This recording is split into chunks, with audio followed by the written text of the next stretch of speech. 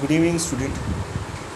আমরা exponent and পাওয়ারের second part যেটা আমরা করছি সেটা হচ্ছে লস অফ এক্সপোনেন্ট। এই চ্যাপ্টারটা খুব ইম্পর্ট্যান্ট এবং এটা 7, 8, 9, 10 সব জায়গায় এই ফর্মুলাগুলো কাজে লাগে। তো একটা একটা করে ফর্মুলা আমরা বোঝার চেষ্টা করি। প্রথম হচ্ছে first formula, a to the power m into a to the power m is equal to a to the power m plus n। তো এটা কি হলো, এটা হচ্ছে প্রথমটা হচ্ছে বেস এ আর ইন্ডেক্স বা পাওয়ার হচ্ছে এম, বেস এ ইন্ডেক্স বা পাওয়ার এন, এটা করলে A to the power M plus N. যে কিন্তু মাইন্ডেড এটার বেসগুলো কিন্তু সেম হতে হবে, অর্থাৎ এটা A to the power M into B to the power N is not equal to A to the power M plus N. কারণ কী লিখবে এটা? A to the power M plus এনও লেখা যায় না, অথবা B to the power M plus এনও লেখা যায় না, কোনো কিছুই লেখা যাবে না, কারণ দুটো বেস কিন্তু ইকুয়াল। তাহলে বেস দুটো সেম হলে পাওয়ারগুলো বা ইন্ডেক্সগুলো যোগ হয়ে যায়। এটা হলো ফার্স্ট রুল। সেকেন্ড রুল কি আছে? a to the power m by a to the power n is equal to a to the power m minus n। তো এখানে আরেকটা জিনিস জানতে হবে, সেটা হচ্ছে m গ্রেটার দেন n আর a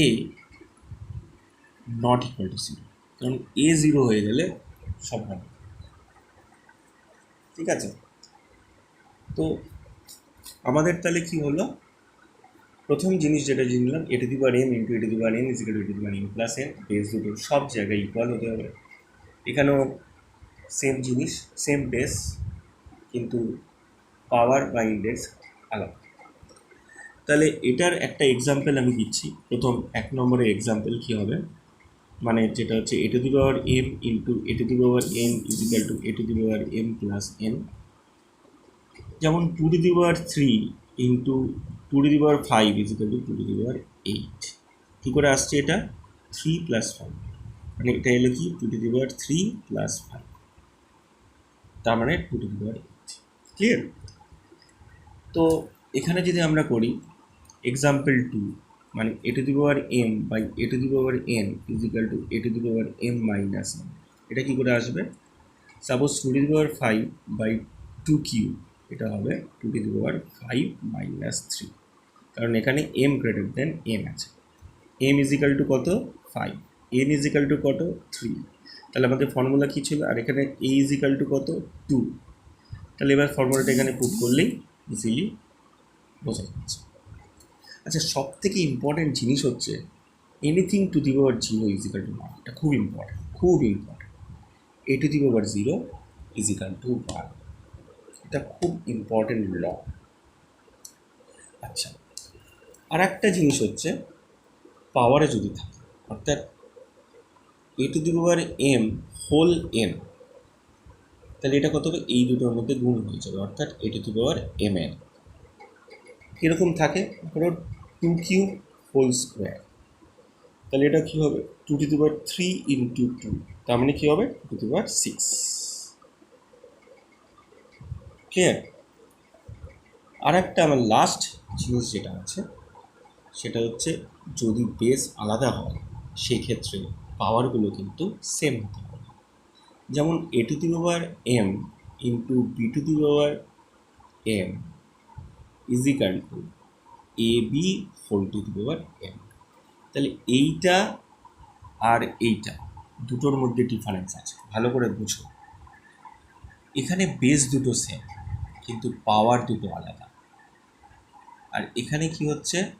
পাওয়ার দুটো সেম বাট বেস আলাদা।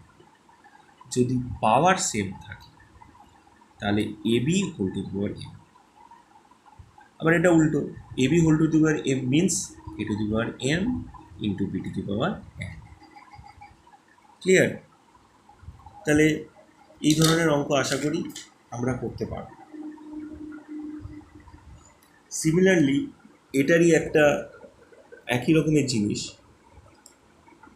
a to the power m by b to the power m, এটা কি হবে A B whole to the power m।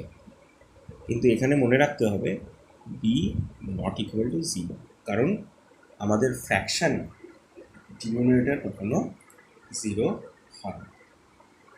Clear? R last জিনিস হচ্ছে A to the power minus M equal to 1 by A to the power M. Similarly এটাও হয় যে 1 by A to the power N মানে হচ্ছে A to the power minus M. Clear? এটা কেন হচ্ছে? তো এটা কেন হচ্ছে এটা সিম্পলি এক্সপ্লেন করা যায়, A to the power zero equal to 1।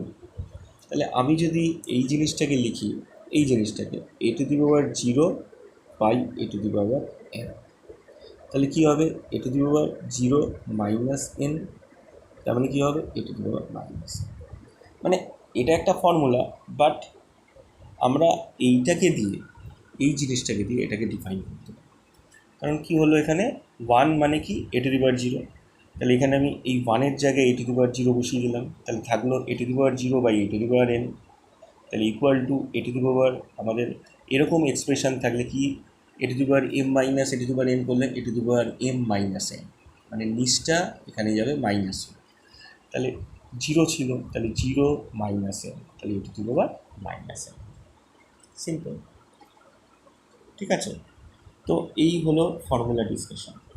কারণ এখানে আর কিছু ফর্মুলা ইম্পর্টেন্ট ফর্মুলা এখানে নেই। এবার সিম্পল অঙ্ক, সব থেকে মানে ফর্মুলাগুলো যদি ভালো করে বোঝা যায় অঙ্ক করতে খুব ইজি। যেমন বেস দুটো সেম, তাহলে এখানে পাওয়ারগুলো যোগ হয়ে যাবে, তাহলে 4 two the power 3 plus 5 easy. তাহলে এখানে বেস কত -5, তাহলে -5 সেম থাকলো, তাহলে পাওয়ারগুলো যোগ হয়ে যাবে 3 প্লাস 4 -। এখানে কী হলো বেস সেম, তাহলে পাওয়ারগুলো কী হবে যোগ হতে হবে। আচ্ছা, ডিভিশন, এই ডিভিশনটা তাহলে কী হলো এ পাওয়ার, দেখে মনে হচ্ছে যে এটা তো আলাদা, ফর্মুলার সঙ্গে তো এর কোনো মিল নেই, বাট আছে, মিলটা আছে। কী হচ্ছে মনে করো 5 ডিভাইডেড বাই 2, মানে ছোটোবেলা থেকে আমরা কি দেখেছি 5 ইন্টু 1/2 রেসিপ্রোকাল হয়ে যায়, তার মানে কত 5/2। তাহলে এইখানে যে অঙ্কটা আছে suppose 9 to the power 11 divided by 9 to the power 7, তাহলে 9 to the power 11 divided by 9 to the power 7, তাহলে এখানে কি করলাম 9 to the power 11 into 1/9 to the power 7। তার মানে এটাকে যদি আমরা ঠিকঠাক করি, মানে নিউমারেটরের সঙ্গে নিউমারেটর গুণ করে 9 টু দি পাওয়ার 11, আর এখানে কিছু নেই মানে এখানে কি আছে 1 আছে, তাহলে ডিনোমিনেটর গুণ করলে 9 টু দি পাওয়ার 7। তাহলে আমরা ফর্মুলা কি জানি, A to the power M by A to the power N equal to A to the power M minus N. তাহলে সেই ক্ষেত্রে আমাদের কি হচ্ছে 9 টু দি পাওয়ার 11 মাইনাস 7, তার মানে কি হলো 9 টু দি পাওয়ার 4। ক্লিয়ার? তাহলে এই অঙ্কটাও হয়ে গেল, এটা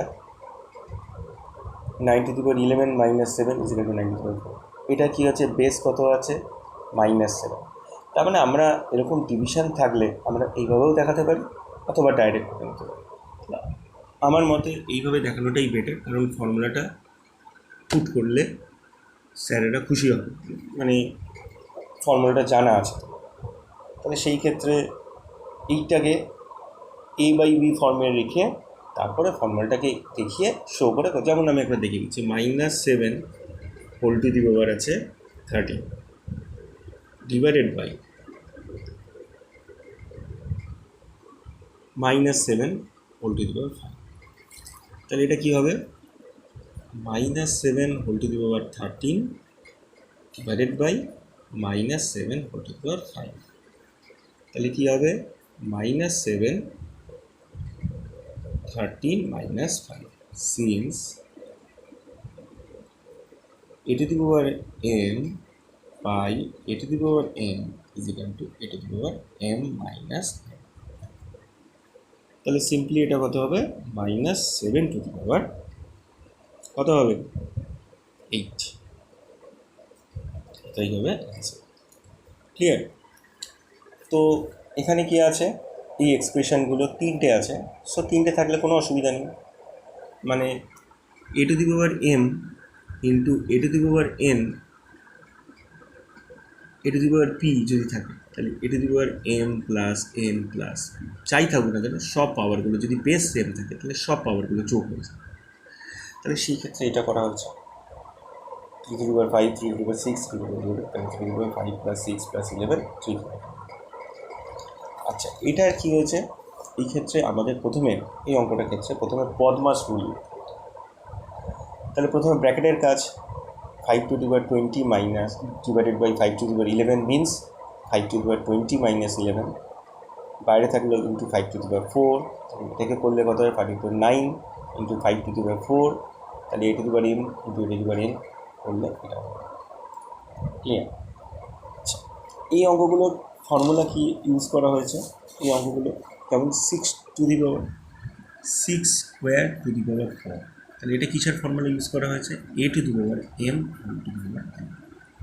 এক্সপ্রেশন কী হবে? A to the power M A. তাহলে এখানে কি হচ্ছে, এটা হবে 6 2 ইন্টু 4, তার মানে 6 টু দি পাওয়ার 8। ক্লিয়ার? আর একটা অঙ্ক দেখাচ্ছি, -3 হোল টু দি পাওয়ার 8 5। তাহলে এখানে বেস আছে কত? -3, এই দুটোর মধ্যে গুণ হয়ে যাবে, তাহলে কত হবে? -3 8 ইন্টু 5, দ্যাট মিনস -3 ইন্টু 40। তাহলে এখানে এটার মানে কি, -3কে 40 বার গুণ করলে তো সময় যাবে, কিন্তু আমি এটাকে 1 সেকেন্ডে বলে দিতে পারি এর সাইন কী হবে। এর সাইন হবে পজিটিভ, বিকজ এখানে কি আছে, ইভেন নাম্বার আছে, পাওয়ারে ইভেন নাম্বার আছে, মানে এটাকে যদি আমি সিম্পলিফাই করি তাহলে অ্যান্সার যাই হোক না কেন সাইনটা কিন্তু পজিটিভ। আচ্ছা, এই অঙ্কটা খুব ইম্পর্ট্যান্ট, সেটা হচ্ছে 4/3 whole to the power cube 7।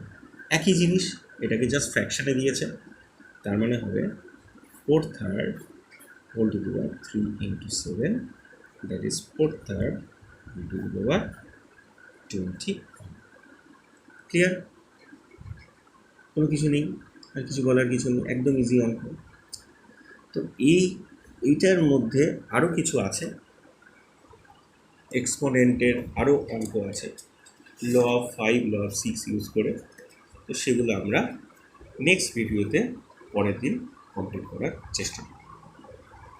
আশা করি তোমাদের এই ভিডিওটা ভালো লেগেছে। যদি কোনো কোয়ারিজ থাকে আমাকে অতি অবশ্যই কমেন্টে লিখবে, আর নেক্সট ভিডিওতে আমরা এগুলোকে নিয়ে চর্চা করব। তার নেক্সট পার্টে যদি ভালো লাগে ভিডিও আমার, তাহলে অতি অবশ্যই লাইক করবে। Thank you.